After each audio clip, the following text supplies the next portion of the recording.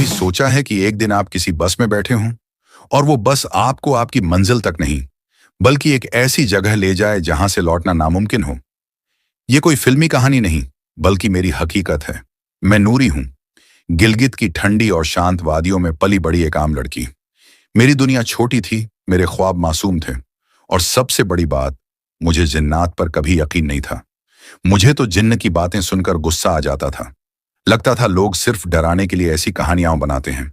लेकिन मेरी किस्मत का खेल कुछ और ही था। वो सफर जिस बस में मैंने कदम रखा था, उसने मेरी जिंदगी की पूरी तस्वीर बदल दी।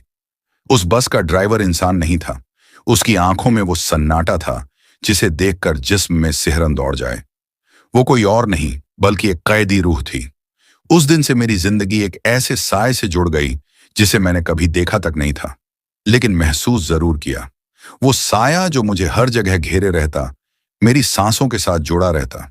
धीरे धीरे मुझे एहसास हुआ कि वो सिर्फ कोई रूह नहीं, बल्कि जिन्नात का सरदार था। एक ऐसा जुनूनी जिन्न जो मेरी रूह तक का मालिक बन चुका था। वो मुझे अपने इश्क का कैदी बना चुका था। उसकी मोहब्बत इतनी जुनूनी थी कि मेरी जिंदगी पर बस उसी का हक रह गया। अब मैं कहां इंसानों में थी और कहां जिन्नात की हदों में। मेरी दुनिया, मेरी सांसें, मेरा सब कुछ उसी के नाम हो चुका था। मैं तेज तेज कदम उठा रही थी। मैंने अपने चेहरे को नकाब की मदद से छुपाया हुआ था। बार बार मैं पीछे मुड़कर भी देख रही थी, कहीं ऐसा ना हो कि वो जालिम लोग मेरा पीछा करते हुए मुंह तक पहुंच जाएं। मेरी आंखों से मुसलसल आंसू बह रहे थे। मेरा वजूद भी हौले हौले लरज रहा था। आज चांद की 14वीं रात थी। चांद की चांदनी चारों तरफ फैली हुई थी। हर चीज साफ नजर आ रही थी। मैंने हाथ में एक छोटा सा बैग उठा रखा था जिसमें मेरी मां के कीमती कंगन मौजूद थे। या मेरे अल्लाह सिर्फ एक बार मुझे इस गांव से बाहर निकाल दे। दुआ मांगते ही मेरी आंखों से फिर से आंसू जारी हो गए थे। आज से पहले मैंने कभी भी गांव की दहलीज से बाहर कदम नहीं निकाला था। मेरे पास पैसे भी नहीं थे। मैं ये भी नहीं जानती थी कि बस स्टेशन कहाँ पर है। मुझे सिर्फ इतना पता था कि मुझे इस गांव से बाहर निकलना है।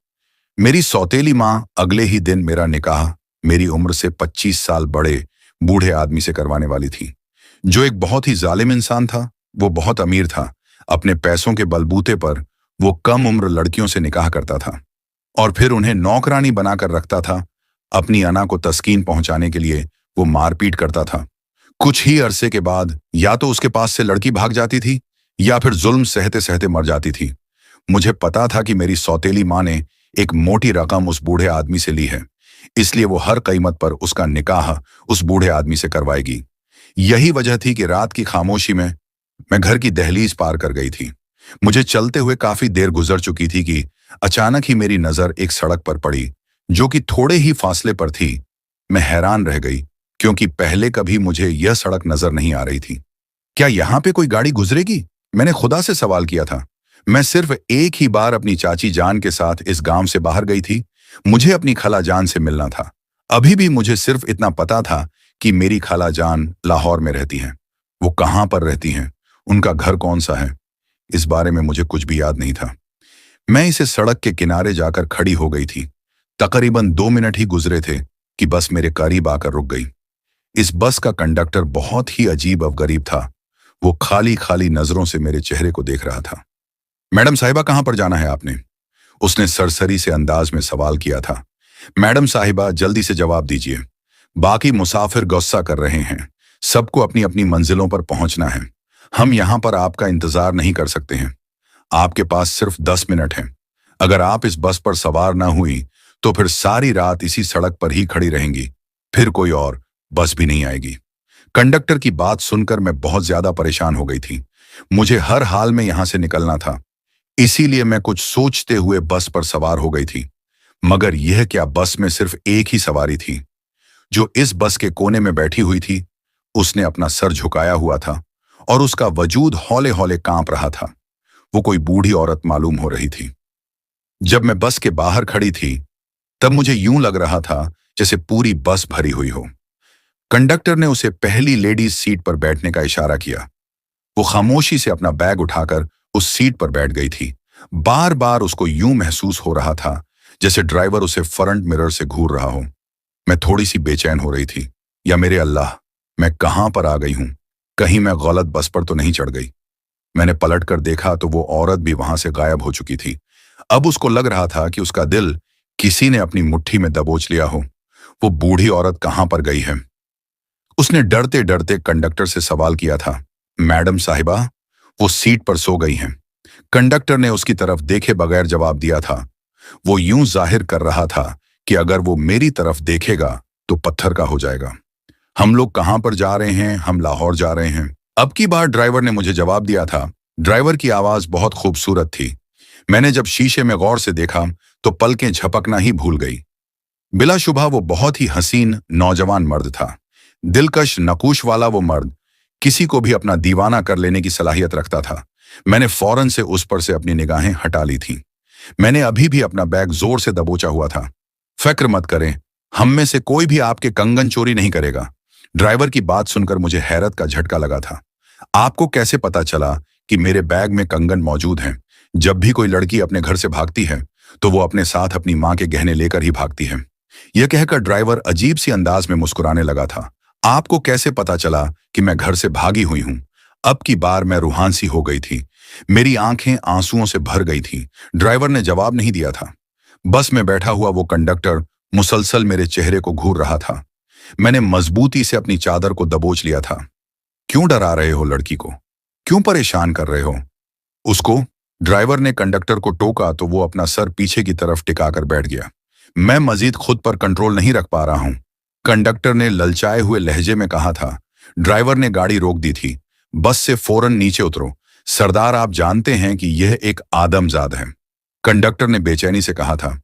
उस ड्राइवर ने उसे इस कदर खूनख्वार निगाहों से घूरा था कि वो जी जान से लरज उठा था। तुम मेरे दोस्त हो, इसी वजह से मैं तुम्हारा लिहाज कर रहा हूं। अब जाओ यहां से और किसी को भी इस चीज की खबर नहीं होने देना। जी सरदार, यह कहकर वो बस से उतरकर चला गया था और फिर वो बूढ़ी औरत भी झटके खाती हुई बस से नीचे उतरने लगी थी। तकरीबन 1 घंटा गुजर गया था।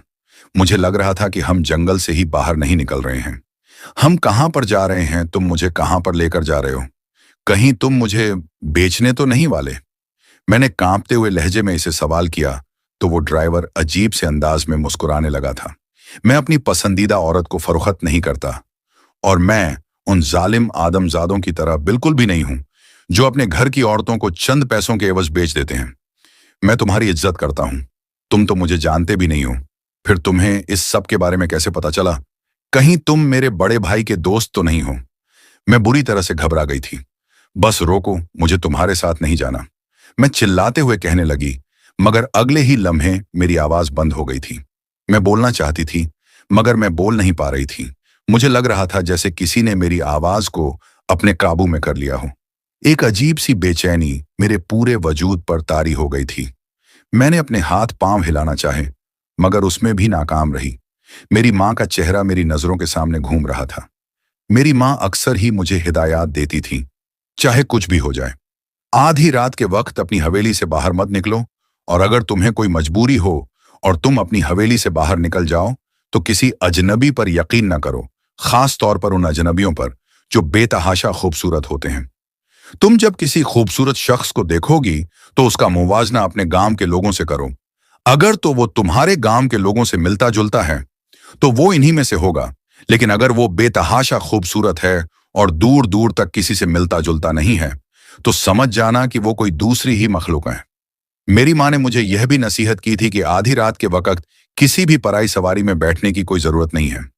सिर्फ उस सवारी में बैठो जिसके ड्राइवर से तुम वाकिफ हो, क्योंकि आधी रात के वक्त उमूमन सड़कों पर दूसरी मखलूकान की इजारादारी होती है।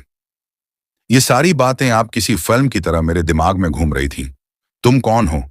मैं उससे पूछना चाहती थी मगर नाकाम हो गई थी। थोड़ी ही देर के बाद मेरे वजूद को झटका सा लगा। तुम मुझसे क्या चाहते हो? तुम कौन हो? तुम बार बार मुझे आदमजाद कहकर क्यों पुकार रहे हो? मैं तुम्हारी तरह अल्लाह का बंदा हूं। उसने सिर्फ इतना ही जवाब दिया था। यह सुनकर मैं मजीद कंफ्यूज हो गई थी।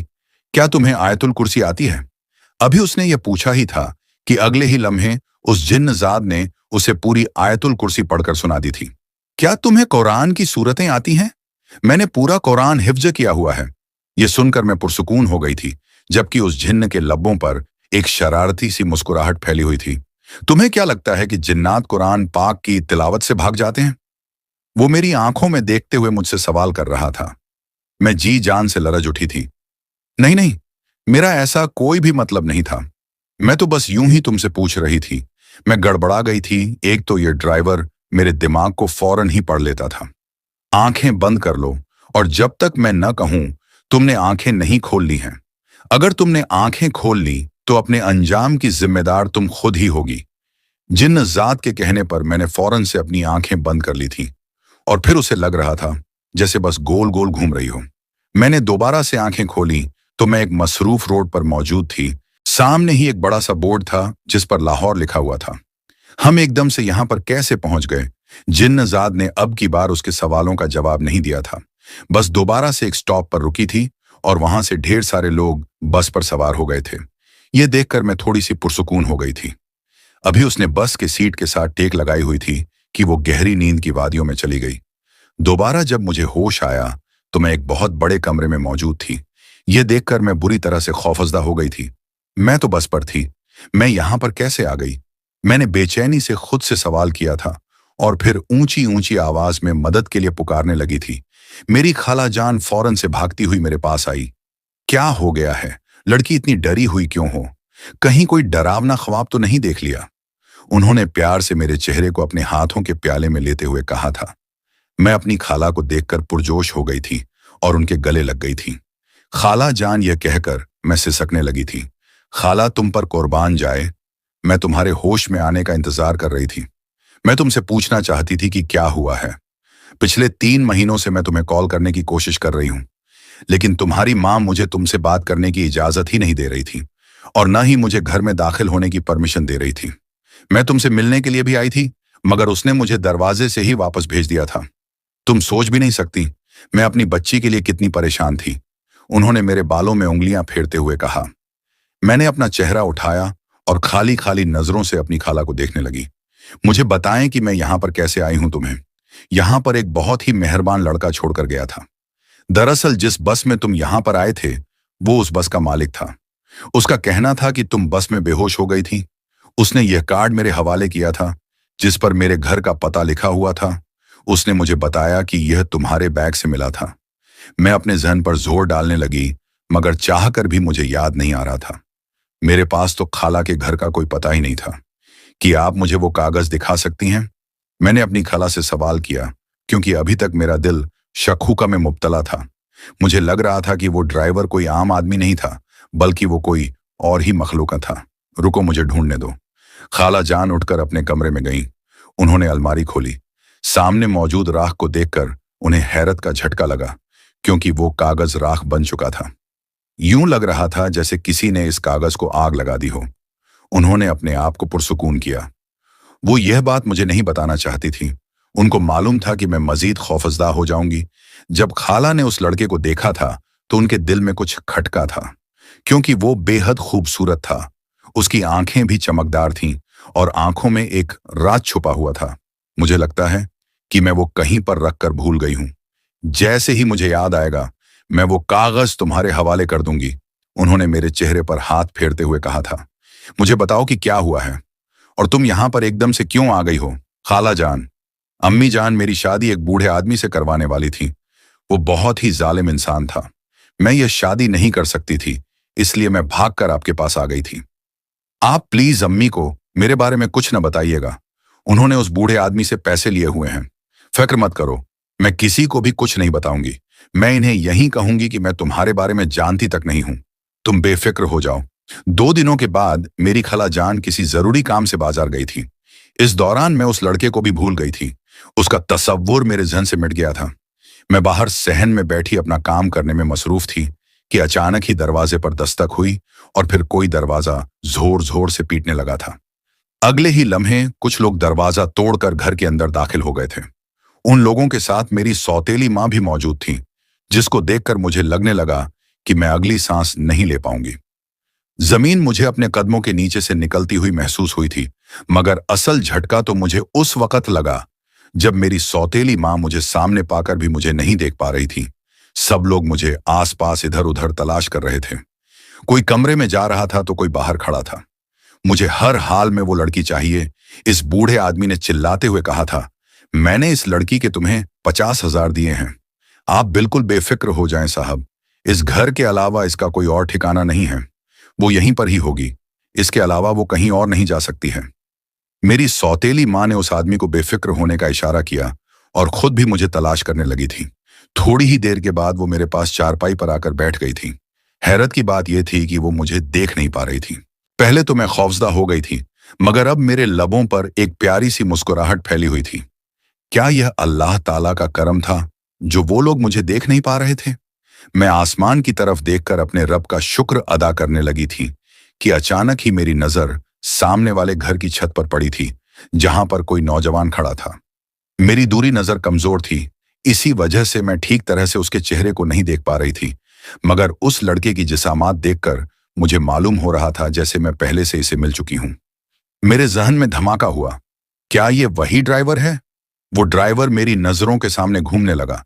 मैंने अपने आप को बावर करवाने की कोशिश की। नहीं, ऐसा नहीं हो सकता।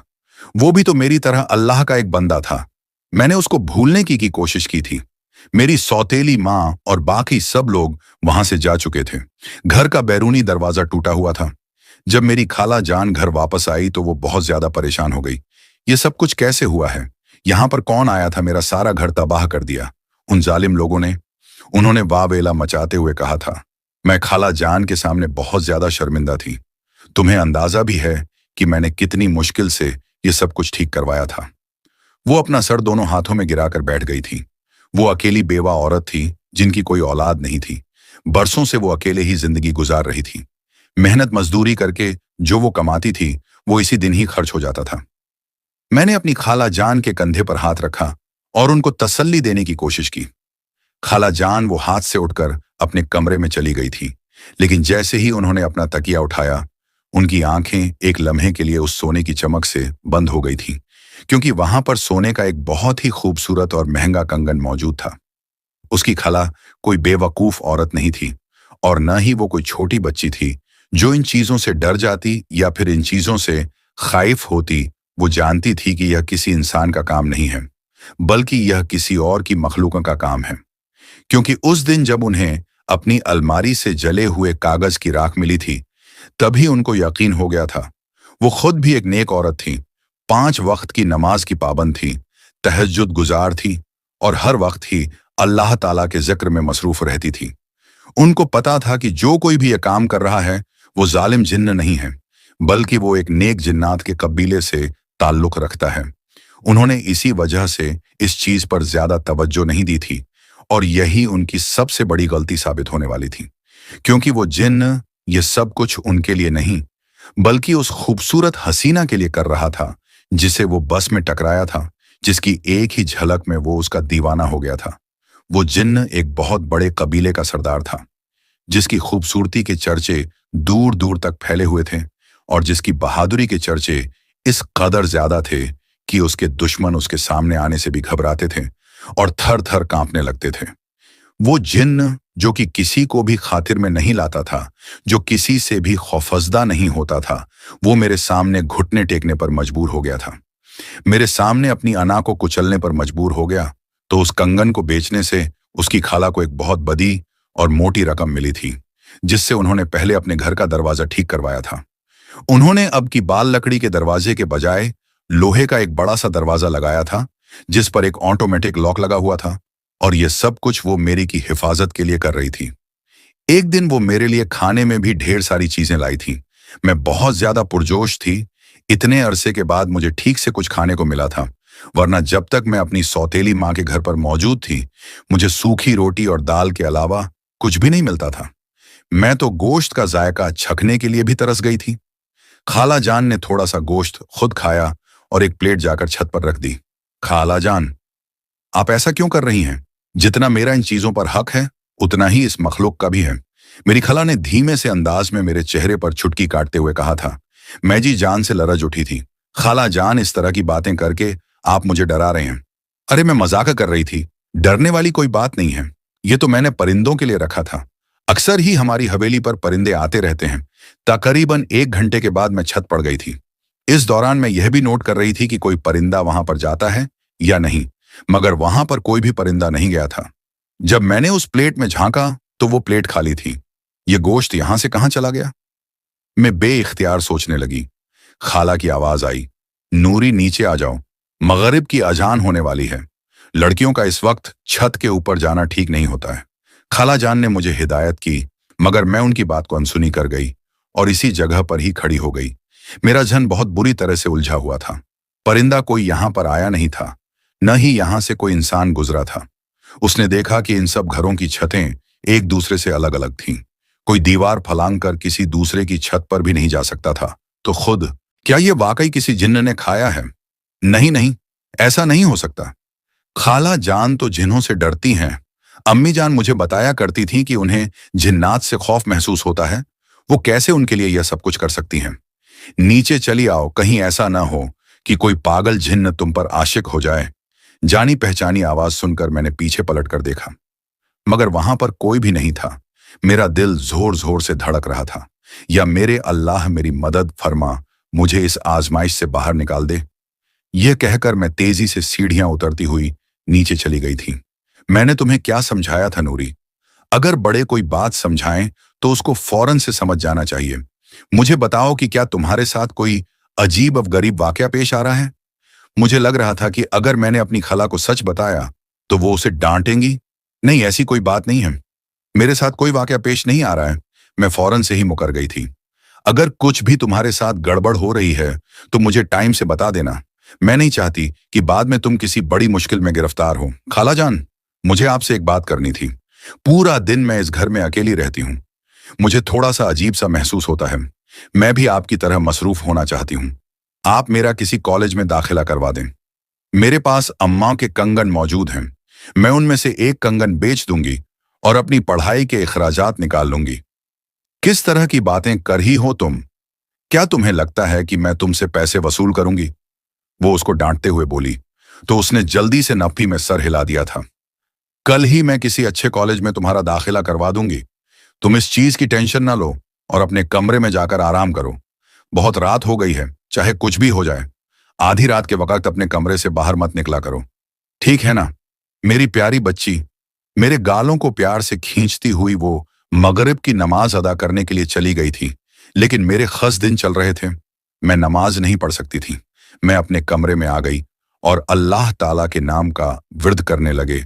तकरीबन 5 मिनट ही गुजरे थे कि मुझे महसूस हुआ कि किसी ने मेरे कमरे की खिड़की पर दस्तक दी हो। दस्तक की आवाज बहुत ही आहिस्ता थी। मैंने उसको अपना वहम तसव्वुर किया और अनजान बनकर वहीं पर ही बैठी रही। दस्तक की आवाज अब काफी तेज हो चुकी थी। उसने देखा कि कोई खिड़की के सामने से कोई गुजरा था। मैं तेजी से भागी हुई खिड़की के पास गई। मैंने देखा कि कोई वजूद छत की तरफ जा रहा था। मैंने अपने डोलते हुए दिल को संभाला। खाला जान की आवाज मेरे कानों में गूंजने लगी थी कि रात के वक्त अपने कमरे से बाहर मत निकलना। चूंकि हम दोनों औरतें ही होती हैं, इसलिए सख्ती का कुछ पता नहीं होता है। अगर कभी मुझे तुम्हारी जरूरत हुई तो मैं तुम्हारा नाम लेकर पुकार लूंगी, लेकिन अगर पुकार के बगैर तुम्हारे दरवाजे पर दस्तक होती है तो फिर दरवाजा मत खोलना। मैं अपनी खला जान से पूछना चाहती थी कि वो आखिर यह सब कुछ क्यों कह रही हैं और यह सब कुछ उन्हीं के घर पर ही क्यों होता है। जब तक वो अपने घर पर मौजूद थी तब तक उनकी अम्मी ने तो कभी इस तरह की पाबंदियां नहीं लगाई थीं। अब उसकी खला जान उसको क्या बताती कि वो जिन्नात को कुरान पाक की भी तालीम देती थी। उनके पास बहुत से जिन्न कुरान पाक पढ़ने के लिए भी आते थे। वो जानती थी कि उनकी भांजी बहुत खूबसूरत है और जो कोई भी उनकी भांजी को देखेगा वो उनका दीवाना हो जाएगा। वो जिन्नात पर पाबंदियां तो लगा सकती थी, मगर उनको कंट्रोल नहीं कर सकती थी। जितने भी जिन्न उनके पास कुरान पाक पढ़ने के लिए आते थे वो उनकी बहुत इज्जत करते थे। उनमें लड़कियां भी थीं और लड़के भी थे। लड़के हमेशा ही उनसे निगाहें झुकाकर बात करते थे और लड़कियां एहतराम से मुखातिब होती थीं। रात 12 बजे से लेकर 3 बजे तक वो जिन्नात को कुरान पाक पढ़ाते थे। दरवाजे पर होने वाली दस्तक की आवाज सुनकर उसने कुछ भी सोचे समझे बगैर दरवाजा खोल दिया था। अब मुझे अपनी खला जान के कमरों से बातों की आवाजें आ रही थीं। मैंने जाकर जैसे ही कान लगाए, आवाजें आना बंद हो गई। मेरी खला ने उसी वक्त ही दरवाजा खोल दिया। रात के इस पहर यहां पर क्या कर रही हो? मैं बौखला गई। खाला जान कुछ भी नहीं, जाओ अपने कमरे में जाकर सो जाओ। ये कहकर खाला जान ने फौरन ही दरवाजा बंद कर दिया था। अगर तुम्हें कंपनी की जरूरत है तो मैं तुम्हें कंपनी दे सकता हूं। मेरे कानों में दोबारा से सरगोशी हुई। पलटकर देखा तो वहां पर कोई भी नहीं था। तुम कौन हो? मुझसे क्या चाहते हो? मैं चीखते हुए बोली। अचानक ही मेरा ध्यान छत की तरफ गया था, जिस पर जाते हुए मैंने किसी को देखा था, मगर वो बाहर से आने वाली आवाजों, दस्तक की आवाज में बुरी तरह से कंफ्यूज हो गई थी। मैं जब छत पर जाकर खड़ी हुई तो चांद बादलों में छुपा हुआ था। हर तरफ गहरा अंधेरा फैला हुआ था। वहां पर भी कोई नहीं था। या मेरे अल्लाह, ये मेरे साथ क्या हो रहा है और यह सब कुछ क्यों हो रहा है? इतना तो मुझे अंदाजा था कि वो जो कोई भी है मुझे नुकसान नहीं पहुंचाना चाहता। वो बस मुझसे बात करना चाहता है और मेरे सामने आना चाहता है, मगर डर रहा है और हिचकिचा रहा है। देखो जिन्ना मियां, अगर तुम मेरी आवाज सुन रहे हो तो प्लीज मेरी एक रिक्वेस्ट है कि कभी भी मेरे सामने नहीं आना। मेरा दिल बहुत ही छोटा सा है, मैं बहुत ज्यादा डर जाती हूं। प्लीज मुझे तंग करना भी छोड़ दो। वो मासूमियत से उससे दरख्वास्त कर रही थी। थोड़े ही फासले पर खड़े जिन्नजादे के लबों पर मुस्कुराहट फैल गई थी। ये लड़की इससे पहले अपने दिल के बहुत करीब लगती थी, मगर अब तो यह उसकी धड़कनों का हिस्सा बन गई थी। वो उस पर जी जान से मर मिटा था और उसके लिए अब कुछ भी कर सकता था। अब जहां तक इस लड़की के डरने का सवाल था, तो वो उसे कभी भी खौफजदा नहीं करना चाहता था। वहां से उसकी मौजूदगी का एहसास खत्म हो गया था। अगले दिन मैं सहन में झाड़ू दे रही थी कि दरवाजे पर दस्तक हुई। मैंने जाकर दरवाजा खोला तो सामने वही ड्राइवर खड़ा था। तुम यहां पर? मैंने खुशगवार हैरत से सवाल किया था। मुझे लग रहा था कि मैंने इस ड्राइवर के बारे में जो कुछ सोच रखा था वो सब कुछ झूठ है। वो ड्राइवर जिन्न नहीं बल्कि एक इंसान था। अगर वो जिन्न होता तो कभी भी इस तरह से उसके पास ना आता। दरअसल मेरे पास तुम्हारा यह कंगन रह गया था। यह कंगन मुझे तुम्हारी सीट से मिला था। दरअसल ये मेरी माँ का कंगन था। वापस आने के बाद मैंने अपनी माँ के कंगन चेक नहीं किए थे, बल्कि उन्हें वैसे ही अलमारी में रख दिया था। मेरे लबों पर तशक्कुर अमेज मुस्कुराहट फैल गई थी। तुम्हारा बहुत बहुत शुक्रिया तुम्हारा। यह एहसान मैं कभी भी नहीं भूलूंगी। क्या मुझे एक गिलास पानी मिल सकता है? मैं बहुत ही दूर से आया हूं, जिन्नजाद मुझे अपनी निगाहों के हिसार में समेटे हुए बोला। उसकी नजरों की तपिश को महसूस करते हुए मैं थोड़ी सी कंफ्यूज हो गई थी। मेरे गाल भी बार बार शर्म की वजह से दहक रहे थे। मैं अभी तुम्हारे लिए पानी लाती हूं। थोड़ी ही देर गुजरी। जब मैं बाहर गई तो वो कहीं भी मौजूद नहीं था। यह कहां पर चला गया? मैंने चारों तरफ देखते हुए अपने आप से सवाल किया था। मुझे दूर से अपनी खाला जान आती हुई नजर आ रही थी। दरअसल जिन्न जात जानता था कि मेरी खाला जान को उसकी मौजूदगी का एहसास हो जाएगा। इसी वजह से वो वहां से चला गया था। मैंने कंगन के बारे में अपनी खाला को कुछ भी नहीं बताया था और न ही उस ड्राइवर के बारे में बताया था। न जाने क्यों मुझे किसी से भी इस बारे में बात करने का मन नहीं कर रहा था। रात के वक्त भी मैं अपने कमरे में लेटी इसी के बारे में ही सोच रही थी। अगले दिन जब मैं कॉलेज से बाहर निकली तो वो उसके इंतजार में खड़ा था। वो मुझे अपने साथ एक पार्क में लेकर गया था। हम दोनों घंटों तक एक दूसरे से बातें करते रहे थे। वहां पर खेलने वाले बच्चे मुझे अजीब और गरीब नजरों से देख रहे थे और कुछ बच्चे मेरा मजाक उड़ा रहे थे और मुझे पागल कहकर पुकार रहे थे, क्योंकि उन्हें लग रहा था कि मैं अकेली अपने आप से बातें कर रही हूं। उनको वो जिन्न नजर नहीं आ रहा था। इस जिन्न को मेरे अलावा और कोई भी नहीं देख सकता था। मुझे खुद पर हैरतगी हो रही थी कि आखिर मैं क्यों उसके साथ इस पार्क में चली आई, जबकि मैं उसे जानती भी नहीं थी। कहीं ऐसा तो नहीं कि मैं उसको पसंद करने लगी हूं।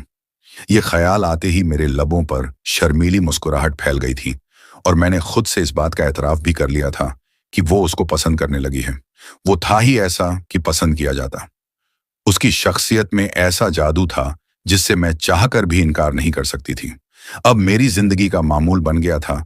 हर रोज ही अपना थोड़ा सा वक्त मैं इस जिन्न जात के साथ गुजारती थी। मुझे अभी तक पता नहीं चला था कि वो कोई आदमी नहीं है बल्कि एक जिन्न जात है। उस दिन जब मैं उससे बातें कर रही थी तो बूढ़ी औरत मेरे करीब आकर खड़ी हुई। जैसे ही उसने अपने दाएं जानिब देखा तो वो जिन्न वहां से गायब हो चुका था। मेरा दिल जोर जोर से धड़कने लगा था। वो बूढ़ी औरत मुस्कुराते हुए मेरे पहलू में बैठ गई थी। तुम जानती हो कि तुम कितना बड़ा गुनाह कर रही हो? इस बूढ़ी औरत ने मेरे हाथों पर हाथ रखते हुए कहा था। उसने सफेद रंग का लिबास पहन रखा था। सफेद रंग के चादर में उसका चेहरा चमक रहा था।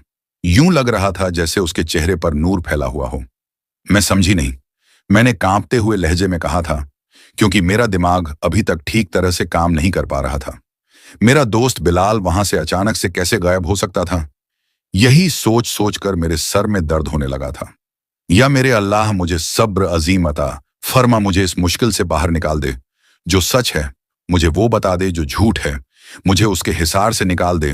वो आसमान की तरफ देखते हुए मुसलसल अपने रब से दुआएं कर रही थी।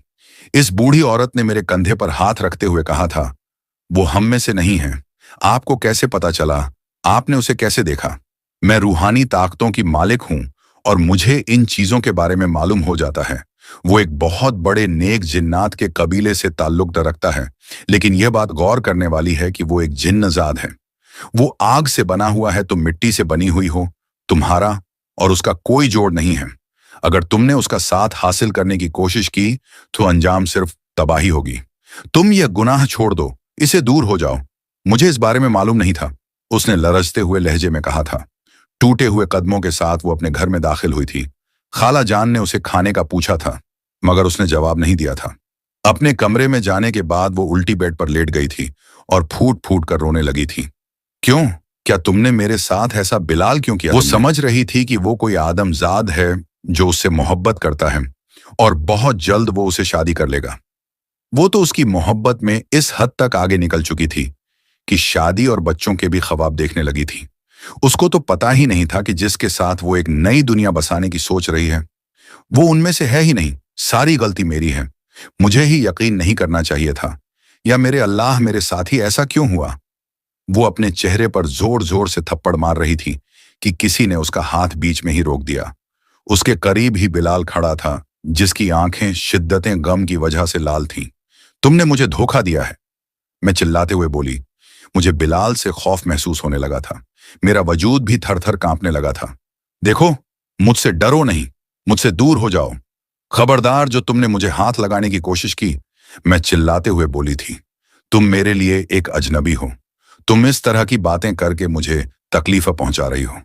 तुम जानती हो कि मैं तुमसे किस कदर शदीद मोहब्बत करता हूं। तुम मेरा इश्क बन गई हो। आज से पहले मुझे कभी भी किसी से मोहब्बत नहीं हुई। मैंने तुम्हारे लिए अपने कबीले वालों से बगावत कर दी है। मैंने अपने कबीले वालों को सिर्फ और सिर्फ तुम्हारी वजह से छोड़ दिया है, क्योंकि मैं तुम्हें किसी भी सूरत नहीं खोना चाहता हूं। तुम मेरे लिए मेरी कुल कायनात बन चुकी हो और मैं तुम्हें हर हाल में हासिल करना चाहता हूं। ऐसा कभी भी नहीं होगा। तुम एक जिन्न हो, मैं जानता हूं, मगर इसका कोई ना कोई हल निकल आएगा और मैं इसका हल निकालूंगा। मैं तुमसे वादा करता हूं। तुम सिर्फ मेरा साथ देने का वादा करो। तुम्हें मुझसे परेशान होने की या मुझसे खौफजदा होने की कोई जरूरत नहीं है। तुम्हें सिर्फ ये अपने दिमाग में रखना है कि मैं तुमसे बहुत मोहब्बत करता हूं। तुम मेरे लिए बहुत खास हो। वो जज्बात से जो लहजे में उसे अपनी मोहब्बत का इजहार कर रहा था, जबकि मैं खामोशी से अपनी गर्दन झुकाए उसकी बातें सुन रही थी। क्या मुझे उस दिन जिन्न पर यकीन कर लेना चाहिए? मैंने अपने दिल से पूछा। मेरा दिमाग इनकार कर रहा था, मगर हमेशा की तरह मैंने अपने दिल की मान ली और उस जिन्न पर एतबार करने का फैसला कर लिया था। रात में उसके कंधे पर सर रखकर छत पर बैठी रहती और उसे अपने पूरे दिन का हाल सुनाती थी। वो मुझसे अपनी छोटी छोटी बातें शेयर करता था। मैं पहले ही इस जिन्न के बारे में बहुत कुछ जान चुकी थी, मगर मैं उसकी दुनिया के बारे में कुछ भी नहीं जानती थी। मैं उसे कोहकाफ के बारे में पूछती थी। वो सब लोग वहां पर कैसे रहते हैं? क्या तुम मुझे वहां पर लेकर जाओगे? और अगर उन्होंने मुझे कबूल करने से इनकार कर दिया तो मैं क्या करूंगी? मैं बहुत ज्यादा पुरजोश हो जाती थी, लेकिन जब मुझे यह याद आता था कि बूढ़ी औरत ने उसे मना किया है तो वो थोड़ी सी अफसुर्दा हो जाती थी। मुझे लग रहा था कि मैं अपनी हुदूद क्रॉस कर रही है, और जब मैं थोड़ी सी नरम पड़ती थी तो जिन्नात उसका हाथ मजबूती से पकड़ लेता था। फिक्र मत करो, मैं सब कुछ ठीक कर दूंगा, मुझे सिर्फ थोड़ा सा वक्त दे दो। हम दोनों को एक साथ तकरीबन 1 महीना गुजर चुका था और उसे 1 महीने में मैं उसकी दीवानी हो गई थी। हर वक्त मेरे दिमाग में बिलाल का ही चेहरा घूमता रहता था। अगर मैं कॉलेज में भी जाती थी तो वो ही मुझे हर जगह पर नजर आता था। कुछ ही दिनों में मेरे कॉलेज में एक बहुत ही बड़ी पार्टी होने वाली थी, लेकिन मेरे पास पार्टी में पहनने के लिए कपड़े नहीं थे। मैंने खाला जान से कहा था तो खाला जान ने अपनी मजबूरी बता दी थी कि इस बार मैंने कमेटी के पैसे दे दिए हैं, मेरे पास सिर्फ 2000 हैं। वो बुरे बुरे मुंह बनाने लगी थी। जब से मैंने बड़े कॉलेज में दाखिला लिया था, तब से मेरे ख्वाब भी ऊंचे हो गए थे। मेरी कॉलेज में सारी लड़कियां ही बहुत ज्यादा अमीर थीं। सब लड़कियां ही ब्रांड के कपड़े पहनती थीं। मैं उनके सामने कभी कभार एहसास कमतरी का शिकार हो जाती थी, मगर मैंने अपने ख्यालात का इजहार कभी भी किसी से नहीं किया था। रात के वक्त में बैठी इसी बारे में ही सोच रही थी कि वो जिन्न ज़ात दोबारा से मेरे सामने हाजिर हो गया। पहली बार मैंने इस जिन्न ज़ात से फरमाइश की थी, मुझे एक बहुत ही कीमती लिबास चाहिए। अभी मैंने सिर्फ इतना ही कहा था कि जिन्न ज़ादे ने छुटकी बजाई और मेरे सामने एक बहुत ही कीमती लिबास हाजिर हो गया था। रेशम का वो लिबास पहले ही नजर में लोगों को ठिठकने पर मजबूर कर देता था, और इस तरह का लिबास बनाना कोई खास काम नहीं था। यह बड़े बड़े करोड़पति लोगों के पास भी मौजूद नहीं था, क्योंकि इतनी ज्यादा औकात उनकी भी नहीं थी। मैं लिबास को देखकर बहुत ज्यादा पुरजोश हो गई थी, लेकिन दिल ही दिल में घबरा रही थी। अगर सब लोगों ने उसे इस बारे में पूछा तो वो क्या कहेगी? जिन्नजाद ने उसे कह दिया कि तुम बता देना कि मुझे मेरी खाला ने तोहफे में दिया था। अगले ही दिन जब वो अपनी खाला से छुपकर वो लिबास पहनकर घर से बाहर निकली और अपनी कॉलेज पहुंची, तो सब लड़कियां आंखें फैलाई उसको देख रही थीं। कुछ लड़कियां उसके लिबास को हाथ लगाकर चेक कर ही थी। मैं खुद को आसमानों में उड़ता हुआ महसूस कर रही थी। जब प्रिंसिपल साहिबा ने यह देखा तो परेशान हो गई, क्योंकि वो मेरी खाला जान की माली हालत से वाकिफ थी। उन्होंने मेरी खाला जान को कॉल करके उनसे इसी लिबास के बारे में पूछा। जब मैं वापस अपने घर गई तो खाला जान ने उसका बाजू पकड़कर दबोचते हुए कहा कि यह कपड़े तुम कहां से लाई हो? उनकी आंखों में आंसू तैर रहे थे। उनके वहम व गुमान में भी नहीं था कि उनकी भांजी इस हद तक आगे बढ़ जाएगी। मैंने बहाना बनाने की कोशिश की थी, मगर खाला जान ने उसे धमकी दी थी कि अगर तुमने मुझे सच न बताया तो मैं कभी भी तुमसे बात नहीं करूंगी। तुम मुझसे झूठ नहीं बोल सकती हो, क्योंकि मैं किसी न किसी तरह तो हकीकत तक पहुंच ही जाऊंगी। मैंने अपनी गर्दन झुका दी थी। ये मुझे एक जिन्नजाद ने ला कर दिया है। अब की बार मेरी खाला जान वहीं जमीन पर बैठ गई थी। उन्होंने अपना सर दोनों हाथों में गिरा दिया था। वो अपनी भांजी से क्यों इस हद तक लापरवाह हो गई थी कि उन्होंने उसकी खबर लेना ही छोड़ दिया था, और उनकी नाक के नीचे उनकी भांजी एक जिन्न से मोहब्बत करने लगी थी। तुम जानती भी हो कि इसके नताइज के इस हद तक बुरे हो सकते हैं। मैं नहीं जानती, और न ही मुझे इस बारे में जानना है। मुझे सिर्फ इतना पता है कि मैं उसे बेतहाशा मोहब्बत करती हूं। खाला जान, मैं उनके हाथ पकड़कर चिल्लाते हुए बोली थी, और आपको पता है कि वो मेरे लिए लड़ेगा, वो मेरे लिए कोई ना कोई रास्ता निकाल देगा। उसने मुझसे वादा किया है कि वो हर हाल में मुझे हासिल कर लेगा। उसने तो मुझे यह भी कहा है कि वो एक जिन्न से इंसान बन जाएगा। यह सुनकर उसकी खाला अजीब से अंदाज में हंसने लगी थी। उनकी आंखों में पानी तैरने लगा था। और तुमने इन सारी बातों पर यकीन कर लिया? क्या तुम्हें लगता है कि यह सब कुछ मुमकिन है? बिल्कुल भी नहीं। वो जिन्न सारी जिंदगी तुम्हारे साथ रहेगा ना, तो वो इंसान बनने वाला है, और ना ही वो किसी को मनाने वाला है। वो तुमसे मोहब्बत करता है, वो तुम्हारा आशिक है, और उसे सिर्फ और सिर्फ तुम्हारी मौजूदगी से गर्ज है। वो कभी भी तुम्हें खुद से दूर नहीं होने देगा। तुम्हारी जिंदगी खराब हो जाएगी। जब तुम बूढ़ी हो जाओगी तो वो तुम्हें छोड़कर चला जाएगा। तुम्हें पता है कि जिन्न की जिंदगी कितनी होती है? 500-500 साल भी वो जिंदा रहते हैं, और तुम्हारी जिंदगी कितनी है? ज्यादा से ज्यादा 60 बरस। तुम क्यों उसके धोखे में आ रही हो? या मेरे अल्लाह, अगर मुझे पहले पता होता तो मैं कभी भी तुम्हें इस झांसे में न फंसने देती। तुमने अल्लाह ताला की हुदूद को क्रॉस करने की कोशिश की है। एक ऐसे ही मखलूक से इश्क कर लिया है जिससे रिश्ता रखना जायज ही नहीं है। तुम जानती हो कि तुम कितनी बड़ी मुश्किल में फंस गई हो। यह कहकर उन्होंने एक झटके से मुझे अपने गले से लगा लिया था। खाला जान, आप ख्वामख्वाह ही परेशान हो रही हैं और टेंशन ले रही हैं। वो मुझे कभी भी नुकसान नहीं पहुंचाएगा। वो तुम्हें कुछ भी नहीं कहेगा। नुकसान तुमने अपने आप को पहुंचाना है, क्योंकि जब वो तुम्हें छोड़कर चला जाएगा तो तुम्हें यूं लगेगा कि जिंदगी का कोई मकसद ही नहीं बचा। खाला, वो मुझे कभी भी नहीं छोड़ेगा। मुझसे वादा करो कि अब दोबारा कभी भी तुम उससे नहीं मिलोगी। तुम उससे हर तरह का राब्ता खत्म कर दो, उसको अपनी जिंदगी से निकाल दो। अल्लाह ताला की हुदूद को मजीद क्रॉस मत करो और अपनी इज्जत को बचाओ। तुम समझ रही हो ना मैं क्या कह रही हूं? वो उसका बाजू पकड़कर उसको झंझोड़ते हुए बोली थी, मगर उसके जहन में तो उस वक्त वो जिन्न सवार था जिसको उसने अपनी खुशी और गमी का हक दे दिया था। अगर वो उसके पास मौजूद होता तो वो खुशी महसूस करती थी। अगर वो उसे दूर चला जाता तो वो गमगीन हो जाती थी। उसने अपनी खाला जान से वादा किया था कि वो दोबारा उससे कभी भी बात नहीं करेगी और उसको भी अपनी जिंदगी से निकाल देगी और उसको वहां से चले जाने का कहेगी। लेकिन यह क्या, वो सिर्फ 2 दिनों तक खुद पर कंट्रोल रख पाई थी। तीसरे ही दिन उसने दोबारा से उस जिन्न जात को अपनी जिंदगी में शामिल होने की इजाजत दे दी थी। अब भी वो पहले की तरह उसके साथ छत पर जाकर घंटों बैठी रहती थी, उसके कंधे पर सर रखकर उससे बातें करती रहती थी। वो छोटी सी उम्र की लड़की थी जिसका कच्चा जहन था, और कच्चे जहन में सबसे पहले जिसका चेहरा नमूदार हुआ था वो चेहरा बिलाल का था, जो कि एक जिन्न था। बिलाल उसकी जिंदगी का एक बहुत अहम हिस्सा बन गया था, जिसके बगैर न तो उसकी सुबह होती थी और जिससे बात किए बगैर न ही वो चैन से सो सकती थी। अगर कभी कभार बहुत थोड़ा सा लेट आ जाता तो वो उससे नाराज हो जाती थी। और फिर ऐसा हुआ कि एक हफ्ता गुजर गया और बिलाल उससे मिलने के लिए नहीं आया।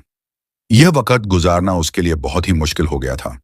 हर वक्त ही वो इसी के बारे में सोचकर फिक्रमंद होती रहती थी। अब तो उसने कमरे से बाहर निकलना ही छोड़ दिया था। न ही रात के वक्त वो छत पर जाती थी। जब उसे वो बहुत ज्यादा याद आती थी तो वो बिलाल का नाम लेकर सिसकने लगती थी और फूट फूट कर रोने लगती थी।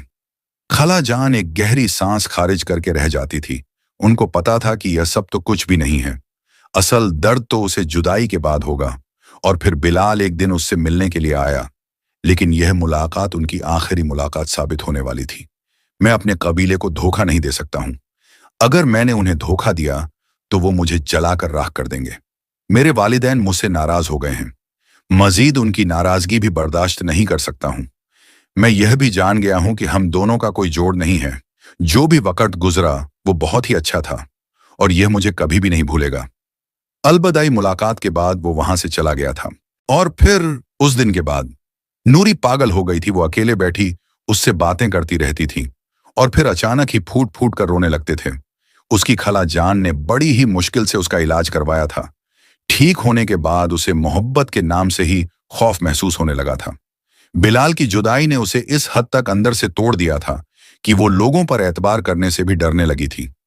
कुछ ही अरसे के बाद खाला जान ने उसकी शादी जबरदस्ती एक बहुत बड़े और अच्छे घर में करवाई थी, मगर वो अपने शौहर में भी बिलाल को तलाश करती रहती थी। दोस्तों, आपको ये कहानी कैसी लगी? अच्छी लगी हो तो कमेंट अपनी कीमती राय का इजहार जरूर कीजिए।